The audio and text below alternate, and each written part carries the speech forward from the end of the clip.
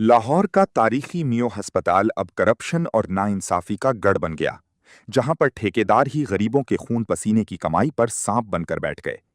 मियो हस्पताल में सिक्योरिटी का ठेका लेने वाली यकजान सिक्योरिटी कंपनी के मालिक डॉक्टर नवीद ने न सिर्फ हुकूमती खजाने को चूना लगाया, बल्कि गरीब सिक्योरिटी गार्ड्स का मुआशी कत्ले-आम भी शुरू कर रखा है। हुकूमत पंजाब फी गार्ड तकरीबन 40,000 रुपए माहाना अदा कर रही है, लेकिन डॉक्टर नवीद की कंपनी गार्ड्स को महज 15 से 20,000 रुपए देकर बाकी लाखों रुपए अपनी जेब में डाल रही है। ये न सिर्फ लेबर कवानीन की खुली खिलाफ वर्जी है, बल्कि इस सरकारी मुआहिदे की भी तौहीन है, जिसके तहत कंपनी मुकम्मल तनख्वाह देने की पाबंद है।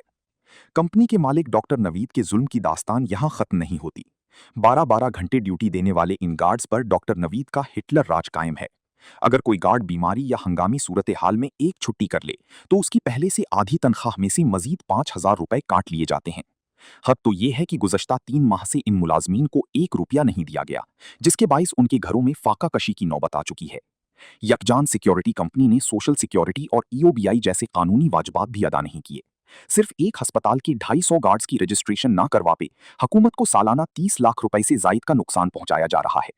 सवाल ये पैदा होता है कि मियो अस्पताल की इंतजामिया और ब्लैकलिस्ट कमेटी इस खुलेआम डकैती पर खामोश क्यों है? क्या डॉक्टर नवीद का असर और रसूख कानून से बालातर है?